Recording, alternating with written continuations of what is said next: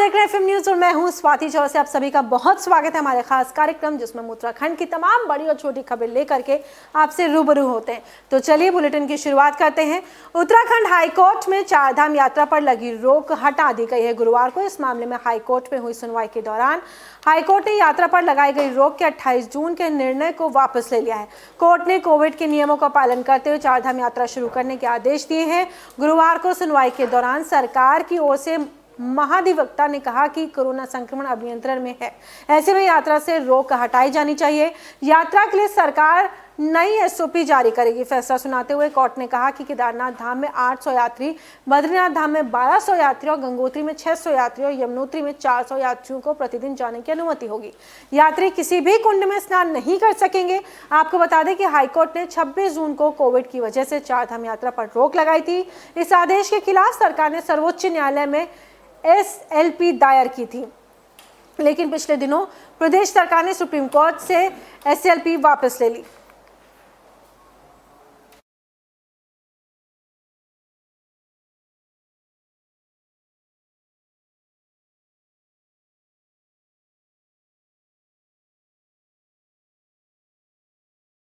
और वहीं उत्तराखंड के सीएम पुष्कर सिंह धामी का आज गुरुवार को जन्मदिन है। इस अवसर पर मुख्यमंत्री देहरादून के टपकेश्वर मंदिर दर्शन करने के लिए पहुंचे। यहां उन्होंने पूजा अर्चना और भगवान शिव का जलाभिषेक भी किया। इस दौरान सीएम धामी ने प्रदेश की सुख समृद्धि की कामना की है। मुख्यमंत्री ने कहा कि भगवान भोलेनाथ हमारे आराध्य देव है। आज भगवान की शरण में आया हूँ। भगवान भोलेनाथ से कामना करता हूँ कि प्रदेश नई ऊंचाइयों को छुए। वहीं पुष्कर सिंह धामी ने अपने जन्मदिन पर प्रदेश के युवाओं को नायाब तोहफा भी दिया है। उन्होंने मार्च 2022 तक प्रदेश में होने वाली सभी प्रतियोगी परीक्षाओं का आवेदन शुल्क माफ कर दिया है।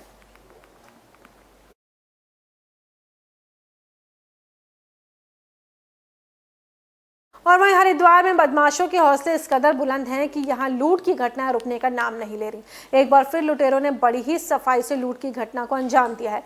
दरअसल सिडकुल थाना क्षेत्र की इंद्रलोक कॉलोनी में एक बाइक पर सवार 2 बदमाशों ने युवक को गोली मार करके लूट की घटना को अंजाम दिया। वहीं गोली लगने से युवक गंभीर रूप से घायल हो गया है। सूचना पर पहुंची पुलिस ने घायल युवक को निजी अस्पताल में भर्ती करा दिया है। बताया जा रहा है कि जिस युवक को गोली लगी है वो मनी ट्रांसफर का काम करता था। वहीं घटना के बाद पुलिस और एसओजी टीम जांच में जुट गई।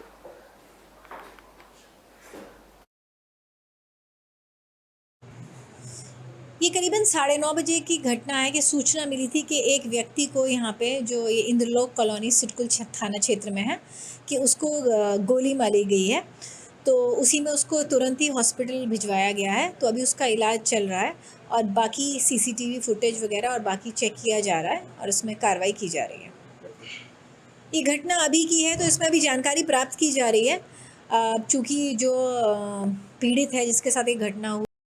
और वहीं उत्तराखंड में विधानसभा चुनाव के नजदीक आते ही सभी पार्टियां सत्ता हासिल करने के लिए एड़ी चोटी का जोर लगा रही हैं। यही कारण है कि कई नेता अपनी पार्टियों को छोड़ करके दूसरी पार्टियों में शामिल हो रहे हैं। आपको बता दें कि विधानसभा 2017 के चुनाव में ऐसा ही राजनीतिक उथल पुथल हुआ था, जिसकी वजह से अब ये अंदाजा भी लगाया जा रहा है कि हो सकता है आगे भी ये चीजें हो। कांग्रेस के 9 विधायकों ने बीजेपी का दामन थामा था उस वक्त, जिन्होंने सभी पार्टियों का राजनीतिक समीकरण ही बदल कर रख दिया था। एक बार फिर ऐसा ही बदलाव होने का अंदाजा लगाया जा रहा है, जिसका अंदाजा पिछले दिनों उमेश शर्मा काऊ के बयानों से लगाया जा सकता है, जहां इनके 2 साथी जो कि बीजेपी में कैबिनेट मंत्री के पद पर काबिज हैं, एक हरक सिंह रावत और दूसरे सतपाल महाराज ने भी काऊ का समर्थन किया। उसके बाद से राजनीतिक गलियारों में अलग अलग कयास लगाए जा रहे हैं। वहीं सूबे के कैबिनेट मंत्री यशपाल आर्य ने इस मामले को सिरे से खारिज कर दिया है। देखिए, मैं भारतीय जनता पार्टी का एक कार्यकर्ता हूं और दरवाजे किसके लिए खुले हैं। मैं तो भारतीय जनता पार्टी में हूं और जो भी लोग कह रहे हैं वो जाने किसके लिए दरवाजे खोले हैं, कौन लोग हैं वो, ये तो उनको चिन्हित करना चाहिए। लेकिन मैं तो भारतीय जनता पार्टी का एक छोटा सा कार्यकर्ता हूं, यहाँ का जनप्रतिनिधि हूँ और जो सेवा करने का मेरा दायित्व है उसको पूरी तरह ईमानदारी से निभा रहा हूँ। बीजेपी की हड़बड़ाहट है, उनको अपनी हार नजर आ रही है, इसीलिए वो कहते हैं ना, दाना डाला जा रहा है और लोगों को तोड़ने की कोशिश करी जा रही है। राजकुमार जी बिल्कुल उनको नहीं जाना चाहिए था, लेकिन वो मूल रूप से भाजपा के थे, भाजपा छोड़ के हमारे यहाँ आए थे। हो सकता है उनके कोई व्यक्तिगत कारण हो जिसकी वजह से गए हैं, लेकिन मुझे पूरी उम्मीद है जो कांग्रेस का दामन छोड़ के गए थे वो बहुत जल्दी ही अपनी घर वापसी करेंगे। वही नहीं, और भी जो लोग जो भाजपा के बुरे शासन से परेशान हैं, हताश हैं, जिनको पता है कि भाजपा किस तरीके से विकास बंद कर रखा है, किस तरीके से जनता का शोषण हो रहा है, इस मानसिकता को सोचने वाले जो भी लोग हैं, उनके लिए कांग्रेस पार्टी के सभी नेताओं ने कहा है कि हमारे दरवाजे खुले हैं। पहले कार्रवाई शुरू हो जाती है। अब क्या होता है, कांग्रेस पार्टी का एक विधायक जीत करके आया कांग्रेस से, 5 साल वो सरकार वो जनता के सामने रहा। 5 साल में जब उसके पास पावर थी वो कुछ कर नहीं पाया, तब दोबारा जनता के सामने कैसे जाएगा?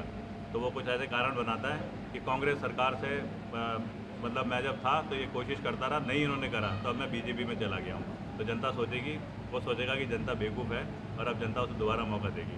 तो क्या हो रहा है, कांग्रेस वाले इस टाइम पे अपने बंदों को, कांग्रेस की जो हायरार्की है वो अपने बंदों को कैसे रोका जा सके उस पर कार्रवाई कर रही है। बीजेपी वाले अपने बंदों को कैसे रोका जा।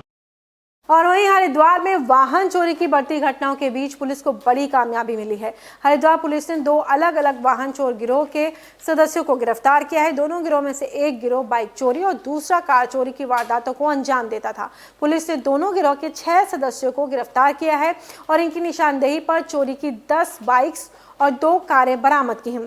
हरिद्वार पुलिस मुख्यालय में एसएसपी योगेंद्र सिंह रावत ने दोनों मामलों का खुलासा करते हुए बताया कि पकड़े गए चोरों का आपराधिक इतिहास है। कार चोर गिरोह का मुखिया प्रमोद कुमार फरार है। पुलिस उसकी खोज में फिलहाल जुटी हुई है। जो ज्वालापुर का गैंग है ये इको स्पोर्ट्स गाड़ियाँ चुराने में माहिर था। 2 गाड़ियाँ इसने हमारे यहाँ से चुराई, एक रानीपुर थाना क्षेत्र से और एक ज्वालापुर थाना क्षेत्र से, और ये दोनों गाड़ियाँ बरामद हो गई हैं और इसके जो अभियुक्त हैं ये भी पकड़ लिए गए हैं। एक इसका जो मेन अभियुक्त है जो कि थोड़ा सॉफ्टवेयर का हम ये कह सकते हैं थोड़ा काम जानता है और जिसके द्वारा ये इनके जो सिस्टम था उसको डिसेबल करता था कारों के, तो वो अभी फरार है, उसकी तलाश जारी है। दूसरा प्रकरण ये पथरी थाना क्षेत्र का है जहाँ पर कि 10। और वहीं बाजपुर में ग्राम रेहटा में किसानों ने काले झंडे दिखा करके कैबिनेट मंत्री यशपाल आर्य का विरोध किया।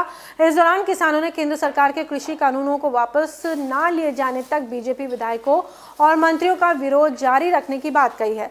किसानों के विरोध प्रदर्शन की सूचना मिलते ही भारी मात्रा में पुलिस बल तैनात कर दिया गया है। आपको बता दें कि संयुक्त किसान मोर्चा ने कानून के वापस न होने तक बीजेपी के विधायकों और मंत्रियों के सार्वजनिक कार्यक्रम का विरोध करने का ऐलान किया। वहीं किसानों ने कार्यक्रम स्थल पर आ रहे कैबिनेट मंत्री के काफिले को काला झंडा दिखाकर विरोध प्रदर्शन किया। किसानों के विरोध प्रदर्शन की सूचना मिलते ही बाजपुर सहित विभिन्न थानों की पुलिस सीओ वंदना वर्मा के नेतृत्व में मौके पर पहुंच गई। इस दौरान किसानों ने कहा कि जब तक कृषि कानून वापस नहीं होते तब तक बीजेपी के तमाम विधायक और मंत्रियों का विरोध होता रहेगा। बढ़िया कार्यक्रम रहा। जितने भी बीजेपी के मंत्री कोई भी क्षेत्र में, हमारे क्षेत्र में या जिले में या उत्तराखंड में कोई भी यहाँ पर सार्वजनिक प्रोग्राम में आएंगे, उनका पूर्ण रूप से बहिष्कार होगा, उनका विरोध होगा। आज भी बहुत किसान आए, सब किसानों का भी बहुत बहुत धन्यवाद। और आपने देखा ही है कि बहुत ज़बरदस्त तरीके से यशपाल आर्य जी का भी विरोध हुआ है। और भी कोई भी मंत्री जब तक काले कानून वापस नहीं होते हमारे क्षेत्र में आएंगे, हम उनका डटकर विरोध करेंगे। सरकार से जो आंदोलन दिल्ली में चल रहा है तीनों कालो कानून के खिलाफ, उसके मद्देनजर जो भी बीजेपी का नेता या जो भी मंत्री का विरोध का संयुक्त किसान मोर्चे की तरफ से ऐलान है, उसको ध्यान में रखते हुए आज यहाँ के कैबिनेट मंत्री यशपाल आर्य जी का विरोध किया गया और उनको ये बात याद दिलाई गई कि जब तक आप किसानों को अनदेखा करेंगे और किसानों की मांगे नहीं मानेंगे, किसान तब तक चुप नहीं बैठेगा और वो 3 काले कानून। और वहीं उत्तराखंड के कुमाऊं क्षेत्र के कुछ जिलों में अगले 24 घंटे के भीतर भारी बारिश होने के आसार हैं।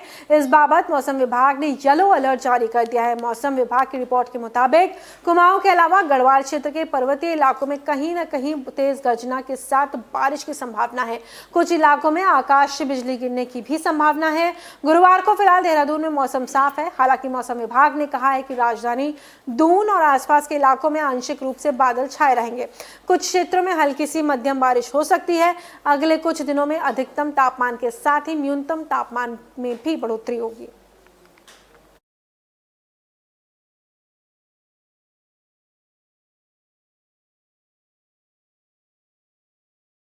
उत्तराखंड में जल्द ही film and television institute of India Pune का आउटरीच सेंटर खुलेगा। राज्यसभा सांसद अनिल बलूनी की पहल पर सूचना एवं प्रसारण मंत्री अनुराग ठाकुर ने इसे सैद्धांतिक सहमति दे दी है।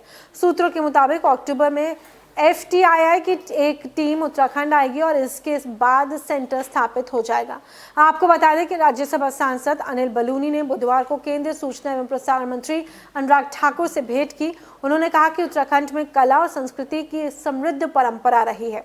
उत्तराखंड के लोग जिसे देवभूमि या देवताओं की भूमि के रूप में जानते हैं, अपनी अनूठी लोक कलाओं और परंपराओं को प्यार और संरक्षित करते हैं।